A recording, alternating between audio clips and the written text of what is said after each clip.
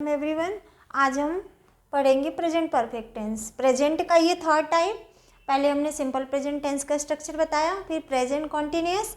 अब ये present tense का ही थर्ड टाइप है, प्रेजेंट परफेक्ट टेंस। हम देखेंगे इसकी क्या स्ट्रक्चर है और क्या पहचान है। प्रेजेंट परफेक्ट टेंस की जो पहचान है वो तो हिंदी में होती है कि कोई काम कर चुका है, चुके हैं, दिया है, दिए हैं, इस तरह से अंत में होता है, वाक्य के अंत में। तो प्रेजेंट परफेक्ट टेंस से ये समझ में आता है कि सबसे पहले हमें किसी भी का डेफिनेशन जानना होगा कि what is the definition of the present perfect tense. क्या होता है present perfect tense? Present perfect tense में एक्चुअली क्या होता है कि प्रेजेंट परफेक्ट टेंस में कोई भी काम पास्ट टाइम से शुरू होकर के प्रेजेंट पे ख़त्म होता है। ऐसा अभी एग्जाम्पल से क्लियर होगा कि कोई भी काम थोड़ी देर पहले शुरू हुआ था, थोड़ी देर पहले यानी कि पास्ट टाइम में शुरू हुआ था और प्रेजेंट टाइम में वो आके फिनिश्ड हो गया, यानी जस्ट नाउ फिनिश्ड, यानी जस्ट नाउ कंप्लीटेड। और परफेक्ट का हम जब भी नाम लेते हैं तो पढ़ा होगा इससे पहले कि present perfect tense, past perfect tense and future perfect tense सब में ही V3 होता है, यानी वर्ब की थर्ड फॉर्म का यूज होता है। तो ये इसका डेफिनेशन हम बना सकते हैं कि present perfect tense is used to indicate a link between the present and the past. ये लिंक को बताता है, प्रेजेंट एंड द पास्ट के बीच को का लिंक, यानी उसको कनेक्ट करता है। Link between the present and the past. The time of the action is before now but not specified, यानी वो स्पेसिफाइड नहीं होता है। एग्जाम्पल से समझ में ये बताया कि पास्ट और प्रेजेंट के बीच का लिंक होता है, यानी कोई भी काम पास्ट में शुरू होकर प्रेजेंट पे द एंड हो जाता है, यानी ख़त्म हो जाता है। जैसे एग्जाम्पल है कि it has rained a lot this year. It has rained a lot this year, यानी इस साल बहुत बारिश हुई है। इसका मतलब ये है कि इस साल बारिश बहुत हो गई है, यानी बारिश होने का काम शुरू हुआ था पास्ट टाइम में और अभी फिनिश्ड हो गया है, यानी अभी साल ख़त्म नहीं हुआ लेकिन बारिश ख़त्म हो गई है। I had eaten an apple. मैंने एप्पल खा लिए हैं। मैंने एप्पल खा लिए हैं, यानी एप्पल खाने का काम पूरा हो गया है। थोड़ी देर पहले एप्पल खाने का काम स्टार्ट किया गया था, लेकिन अब एप्पल खाने का काम ख़त्म हो गया है। She has worked in the school for 5 years, यानी उसने स्कूल में 5 years तक काम कर चुकी है, यानी कि स्कूल में काम उसने पास्ट टाइम में किया, पास्ट टाइम में काम शुरू किया और वो 5 years अब तक कंप्लीट हो चुके हैं। तो अभी ईयर तो ख़त्म नहीं हुआ लेकिन पढ़ाने का काम ख़त्म हो गया है, यानी स्कूल में काम करने का काम उसका ख़त्म हो गया है लेकिन साल अभी ख़त्म नहीं हुआ है। तो प्रेजेंट परफेक्ट टेंस में क्या होता है कि कोई भी काम पास्ट टाइम में शुरू होकर के प्रेजेंट टाइम में ख़त्म होता है। नेक्स्ट हम स्ट्रक्चर देखेंगे कि प्रेजेंट परफेक्ट टेंस की स्ट्रक्चर क्या होती है। जैसे कि हम नॉर्मली स्ट्रक्चर देखते हैं कि सब्जेक्ट आता है, फिर वर्ब, फिर ऑब्जेक्ट। ये नॉर्मली स्ट्रक्चर होती है। जब हम इसे प्रेजेंट परफेक्ट टेंस की स्ट्रक्चर के में फॉर्म करेंगे तो क्या होगा, परफेक्ट का मतलब क्या होता है, V3। अब इसमें जैसे हमने नाम लिया तो इसमें टू हैव की फैमिली जिसके ये 3 मेंबर्स हैं, हैज़, हैव और हैड। लेकिन हैड को तो हमें अभी पढ़ना नहीं है, हैज़ और हैव देखेंगे। तो इसका स्ट्रक्चर क्या फॉर्म होगा कि सब्जेक्ट प्लस हेल्पिंग वर्ब क्या आएगी, हैज़ और हैव। ये क्या होगी, हेल्पिंग वर्ब होगी। हेल्पिंग वर्ब हमेशा मेन वर्ब के पहले लिखी गई होती है ना, क्योंकि हेल्पिंग वर्ब तो वर्ब से पहले लिखी जाएगी, क्योंकि हेल्प करने के लिए होती है, तो बाद में थोड़ी लिखी जाएगी। मेन वर्ब से हम पहले हेल्पिंग वर्ब ऐड कर देंगे। तो ये जो मेन वर्ब है इससे पहले हमने क्या लिख दिया, हेल्पिंग वर्ब हैज़, हैव, फिर V3, फिर ऑब्जेक्ट एंड अदर वर्ड। ये इसका स्ट्रक्चर हो गया। इसमें से हमने ये टू हैव की फैमिली से ये हैज़ और हैव 2 मेंबर्स इसमें ऐड कर लिए हैं, तो subject plus has, have, V3, object and other word, ये इसका स्ट्रक्चर हो गया। इसमें he singular subject, he, she, it और any name. We always use has and I, we, you, they. We always use have. Plural subject के साथ हम have का यूज करेंगे और सिंगुलर सब्जेक्ट के साथ हम हैज का यूज करेंगे। जैसे ये एग्जाम्पल लिखा है कि आई हैव वॉकड 7 किलोमीटर, तो इसमें आई प्लूरल सब्जेक्ट है, हैव हेल्पिंग वर्ब है, वॉकड इसमें ये walk,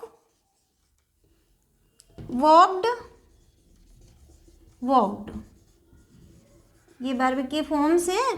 first form walk, second और थर्ड इसमें ईडी लग जाएगा तो वॉकड हो जाएगा।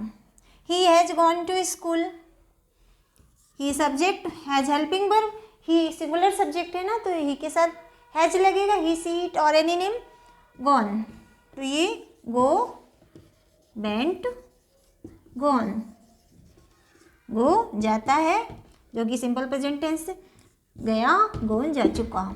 इस तरह से ये स्ट्रक्चर फॉर्म हो रही है। ये भी हमने देखा कि ये जो स्ट्रक्चर हमने ये लिख कर रखी है ये सारी स्ट्रक्चर इसमें अप्लाइड हो रही है इन एग्जाम्पल में।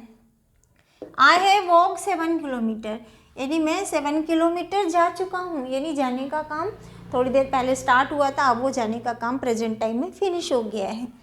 ही हैज़ गॉन टू स्कूल, यानी स्कूल वो जा चुका है, यानी स्कूल जाने का काम कंप्लीट हो गया है।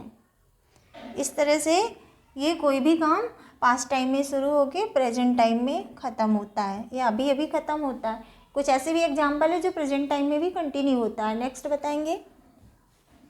नेक्स्ट कंडीशन है जब हम प्रेजेंट परफेक्ट टेंस का यूज करते हैं।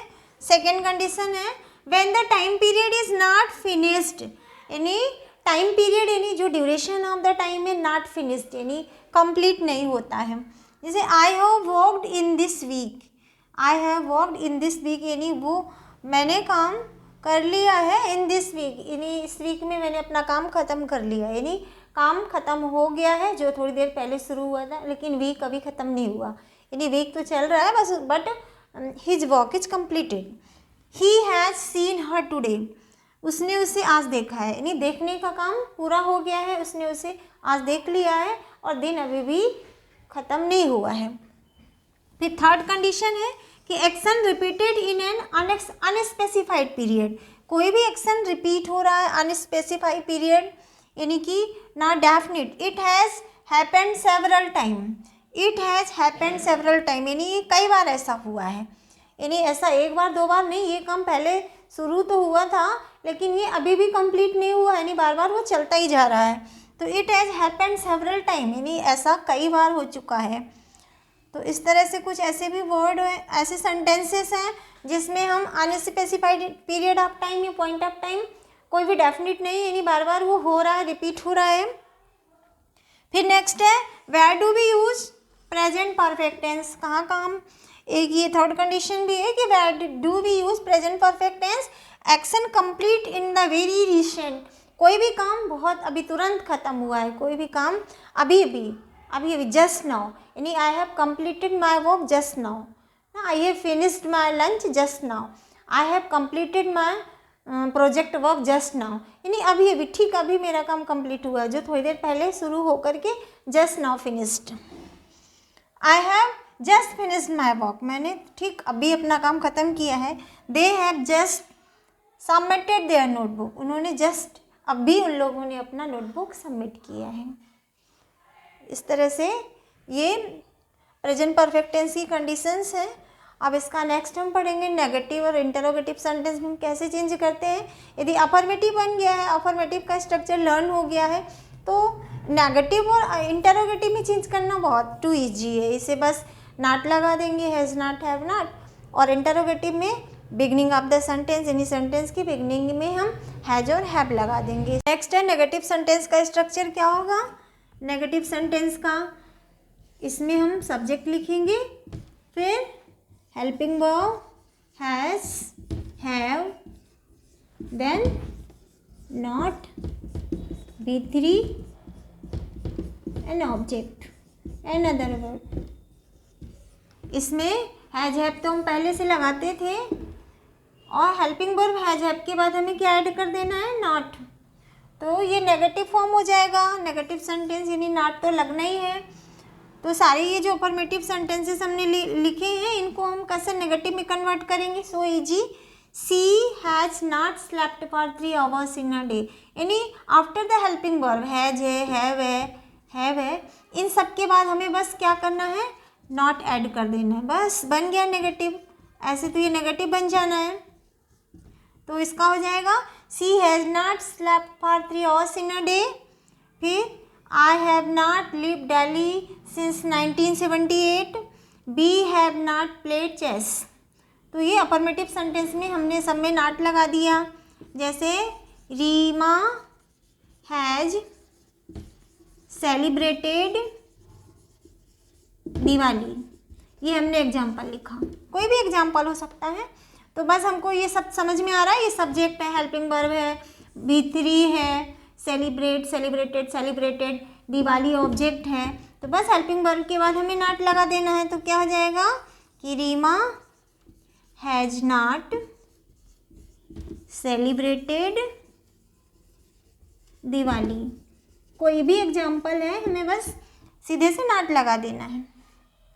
और इंटरोगेटिव में क्या होगा, इंटरोगेटिव की स्ट्रक्चर क्या होगी कि हम सबसे पहले क्या लिखेंगे, बिगनिंग ऑफ द सेंटेंस भी हम हेल्पिंग वर्ब हैज हैव लगाएंगे, फिर सब्जेक्ट, फिर V3, फिर ऑब्जेक्ट, देन अदर वर्ड। ये इंटरोगेटिव सेंटेंस की स्ट्रक्चर हो जाएगी। नेगेटिव की क्या थी कि हमने हैज हैव के बाद नॉट लगाया था। इंटरोगेटिव सेंटेंस में यानी सब्जेक्ट के पहले यानी बिगनिंग ऑफ द सेंटेंस ही हम क्या लगाएंगे, हैज हैव, फिर सब्जेक्ट, फिर V3, फिर ऑब्जेक्ट एंड अदर वर्ड।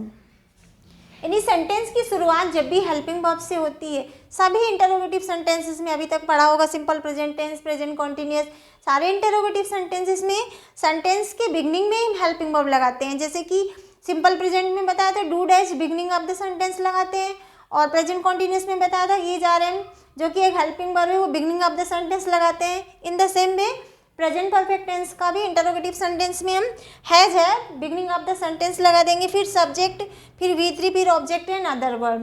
इस तरह से जब भी सेंटेंस हेल्पिंग वर्ब से शुरू होता है तो वो क्या कैसे होते हैं, जिसका आंसर हम ऐसा नो में देते हैं, that type of interrogative sentences होते हैं जिसका आंसर केवल ऐसा और नो में मिलता है। जैसे ये एग्जाम्पल है कि she has slept for 3 hours in a day, ये अफर्मेटिव में दिया है। इसको इंटरोगेटिव में हम कन्वर्ट करेंगे तो हेल्पिंग वर्ब पहले आ जाएगी, तो क्या हो जाएगा, हैज, हैज सबसे पहले आ जाएगा, फिर सब्जेक्ट क्या हो जाएगा, सी, हैज सी, फिर V3 स्लैप। ये सारी जो स्ट्रक्चर लिखी है बस इस स्ट्रक्चर पे हमें अप्लाई करना है।